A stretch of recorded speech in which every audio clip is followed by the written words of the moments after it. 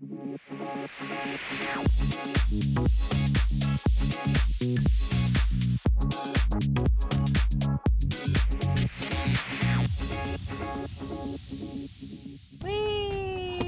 I would love to save up for a car like this. So would I, but I get the feeling with my current trajectory, I will not be able to afford a car like this. How's your current trajectory going? Down, quite severely. Saving up for a car is quite a big effort.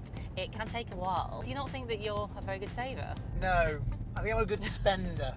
I can do that very well. Do you ever wish that you could be a better saver? Yeah, I'd like to get to the stage where at the end of the month I'm not having a mental breakdown because I have to pay rent. And it is a bit of a challenge, isn't it, that one? Are you a good saver? I think I'm a pretty good saver, but it's taken a while, and the key really that I have found is that it's down to little and often, but there are a few things to think about. One thing is make sure that you choose a brand that you're comfortable with, that you trust, like Bob Money, and look for somebody that's going to give you the best interest rate, because you want that money to be working as hard as possible for you. And I think generally saving everything financial is much more of a marathon than a sprint. Tortoise and the hare situation. Well, you've taught us a thing or two today. Oh God.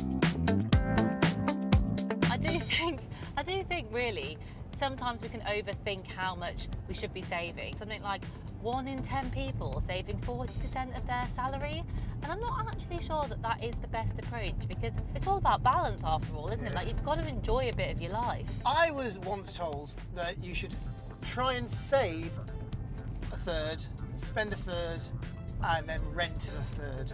A third? You're lucky if rent's a third. Thinking about your finances in different percentage portions can be really helpful, but I would say don't be too strict about it. Having a guideline is helpful to help you to stay on track and to be able to work towards your savings, whatever that's for. Do they ever go out, those people?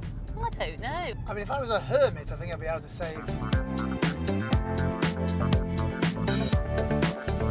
Do you like budget itemised every month? No, I like to think about it in the broad sense. So I do have like bills and like fund money, but it's all quite broad, because I think that the trouble comes if you get too granular, then it becomes really, really boring, really dry, and you just resent the budget that you've created. And actually a budget is meant to be able to help you. I think the word budget doesn't help, does it? Like, it's not a fun word. It doesn't sound glamorous. It sounds like you're putting a cap on your life rather than Freedom and freedom fun. of it. Yeah, you want the freedom. Even like spending plan. Spending plan. Oh, that's nice. It seems like it's going out and having, Yeah, it's a bit more enjoyable, a bit more relaxed.